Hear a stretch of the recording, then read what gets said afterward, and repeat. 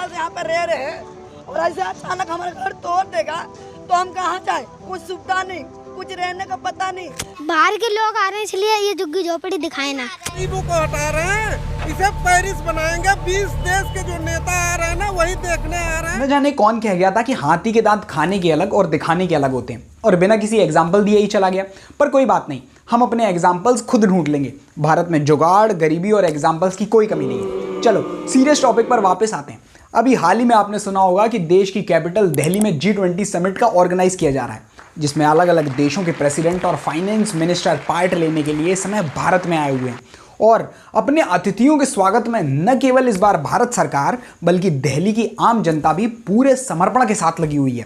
अब देखो, जहां पुलिस ऑफिसर्स ने नींद त्याग दी है तो झुग्गियों में रहने वालों ने जगह त्याग दी है, गरीबों ने घर त्याग दिए हैं तो परचूनी वाले और ठेले वालों ने अपने धंधे त्याग दिए। और ये सब सिर्फ इसलिए किया जा रहा है जिससे भारत आए अतिथियों को एक अच्छा और एक बेहतर भारत दिखाया जा सके। ज्यादा घुमा फिरा के बात नहीं कर रहा आज तू थोड़ा सा। और पहले ये बता कि G20 का चक्कर क्या है? हर न्यूज चैनल पे सिर्फ यही छाया हुआ है। आज का टॉपिक है ही कुछ ऐसा, ना तो ये सीधा टॉपिक है और ना ही इसे सीधा बताया जा सकता है। पर चलो सब पर बात करेंगे। उससे पहले अगर आप G20 समिट के बारे में नहीं जानते हैं तो मोटे मोटे तौर पर मैं आपको बता दूं कि ये एक इंटरनेशनल मीटिंग होती है जिसमें 19 देश साथ मिलकर के आने वाले फाइनेंशियल क्राइसिस और इकोनॉमिक इश्यूज पर बातचीत करके उन्हें सुलझाने की कोशिश करते हैं। इस समिट के दौरान तय विषयों की समीक्षा कर सकते हैं।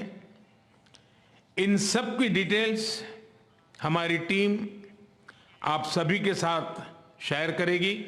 और जिसे इस साल भारत लीड कर रहा है। अरे ये तो अच्छी बात है ना, फिर इसमें क्या पहेलियां बुझा रहा था और इसमें क्या सीधा नहीं है समझने लायक? अरे सुन तो सही, आज मुद्दा G20 नहीं बल्कि G20 की वजह से दिल्ली की उस 20% जनता पर पड़ रहा असर है, जिसकी वजह से कुछ लोग बेघर तो कुछ लोग आज बेरोजगार होते हुए दिखाई पड़ रहे हैं। मतलब भारत लीड कर रहा है, पूरी दुनिया भारत आ रही है, बाकी देशों के साथ संबंध अच्छे हो रहे हैं और इससे लोग बेघर हो रहे हैं, बेरोजगार हो रहे हैं। भाई तेरे चैनल पे व्यूज और लाइक तो नहीं आते, पर पता नहीं क्यों ऐसा लगता है कि तू किसी से मिला हुआ है। अरे रुक भाई रुक, मैं किसी के साथ मिला हुआ नहीं हूं और बहुत अच्छे से जानता हूं कि न केवल तेरे मन में बल्कि आप सभी के मन में कई सारे प्रश्न उठ रहे होंगे, जैसे कि ये सब हो क्या रहा है, दिल्ली में ऐसा क्या हो गया जिसकी वजह से इतना हल्ला मचा हुआ है, और अगर ये सब हो भी रहा है तो क्यों करवाया जा रहा है, सरकार इसके पीछे का क्या कारण देती है।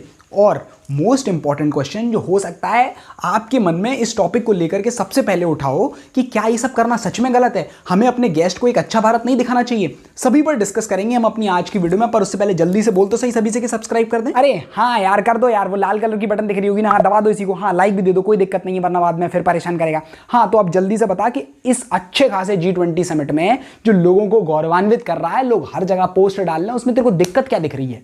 अब देखो हुआ ये कि आप सभी देख ही रहे होंगे कि इस समय जहां हमारा सोशल मीडिया हमारे इंटरनेशनल गेस्ट और हमारे प्रधानमंत्री जी की पिक्चर्स और वीडियो से वायरल हुआ पड़ा है। अरे हाँ यार देखा, ऋषि सुनक तो सुबह सुबह अक्षरधाम मंदिर होकर के आए। भाई क्या ही सही तरीका, पूरे विश्व में भारत का नाम हो रहा है। हाँ बिल्कुल, पर वहीं दूसरी ओर कुछ और भी वीडियोस थी जो लोगों के बीच में धीरे धीरे वायरल हो रही थी, और ये वीडियोस लोगों का दिल दहला देने वाली थी, क्योंकि दिल्ली में हो रहे G20 समिट का ये दूसरा रूप यानी कि एक डार्क साइड को दिखा रही थी, जिसमें समिट की तैयारी के लिए और दिल्ली को अच्छे से रिप्रेजेंट करने के लिए यहाँ के स्लम एरिया में काफ़ी डिमोलिशन करते हुए दिखाया जा रहा था। जो लोग रोडों के किनारे रहते थे उनसे कुछ दिनों के लिए गायब हो जाने की सलाह दी जा रही थी, और जब चीज़ों को बहुत ढंग से नहीं हटाया जा सका तो उन्हें हरे पर्दों से पूरे दिल्ली में कवर कर दिया गया, जिसने न केवल दिल्ली में रहने वाले लोगों का मनोबल तोड़ दिया बल्कि भारत के जिस भी क्षेत्र में ये वीडियो पहुंची लोगों का दिल सहम गया। हमारा हौसला थोड़ा सा टूट जाता है और कोई बात नहीं होती है इसमें। हौसला पर्दे सर्दे लगा दिए, हौसला इसमें टूट जाता है। यार बताए ये कोई अपोजिशन की चाल होगी, इलेक्शन आ रहा ना इस चक्कर में, वरना गवर्नमेंट क्यों करेगी यार, इतना बड़ा फंक्शन हो रहा है अपने लोगों के साथ ऐसा क्यों करेगा कोई। अब इस डिमोलिशन को लेकर के भारत सरकार ने तो सुप्रीम कोर्ट का सहारा लेते हुए किनारा करना शुरू कर दिया, और यह बताया गया कि ये सभी लोग अवैध मकानों को बनाकर या फिर अवैध जमीनों पर कब्जा करके रह रहे थे, जिसकी वजह से इन जगहों को तोड़ा गया और इन्हें यहां से निकाल दिया गया। देखा, मैं तो कह ही रहा था कि कुछ ना कुछ कारण होगा, अवैध मकान बना के रहेंगे तो तोड़े ही जाएंगे। अब क्या मकान भी दे सरकार ने? अरे सुनो, और इस पहलू पर भी ध्यान दो। अगर देखोगे तो इसी दिल्ली में 2011 के सेंसस के अकॉर्डिंग 20 से 28% तक की जनता इन्हीं स्लम एरिया से आती थी, जो कि 3 लाख से 20 लाख लोगों के आसपास बैठती है, और पिछले 12 से 13 सालों में यह आबादी की कुल संख्या कम होने के बजाय बढ़ती हुई दिखाई पड़ी है, जो कि पिछले कई सालों से इसी भारत में, इसी दिल्ली में रह रही है। न जाने कितनी सरकारें आईं और गईं, पर इनकी प्रॉब्लम्स अभी भी वहीं की वहीं हैं, जैसे कि over crowding, lack of basic services, health conditions, lack of authorities, constant migrations और न जाने क्या क्या। बताओ ये अपने घर कब बना लेते। जहां एक तरफ इसी भारत की आधी दिल्ली में सभी बड़े पॉलिटिशियंस और उद्योगपति रहते दिखाई पड़ते हैं, तो वहीं आधी दिल्ली में फैक्ट्री से निकलने वाला वेस्ट, रोडों पर ओवरफ्लो होता हुआ सीवेज सिस्टम, कचरा बटोरते हुए बच्चे, दूर के नलों से पानी लाती हुई औरतें, कुछ बेघर और बेरोजगार युवा और कुछ भूखे लोग रहते हैं। अब ऐसे में जब इन्हीं स्लम एरियाज में लोगों के घरों को एकदम से तोड़ा जाने लग जाता है सिर्फ शहर की एक इमेज बनाए रखने के लिए, तो एक बड़े मुद्दे की तरह ये बात उठना शुरू हो जाती है। हम तो सोचे थे कि बड़े बड़े लोग आएंगे, गरीब लोग को कुछ दे के जाएंगे, यहाँ तो उल्टा हो रहा। बड़े लोग आएंगे, हम लोग को जो है कबर पे बैठ के खाना खाएंगे, तो उल्टा हो रहा। G20 आएंगे तो यहाँ पे चादर लगा देना। ह्यूमन राइट ग्रुप्स इस डिस्ट्रक्शंस को क्रिटिसाइज करते हुए कहता है कि अगर किसी को एकदम से बेरोजगार या फिर बेघर कर रहे हो तो सरकार की रिस्पॉन्सिबिलिटीज तो बनती है कि उन्हें कोई ऑल्टरनेटिव या फिर कोई कंपनसेशन दे।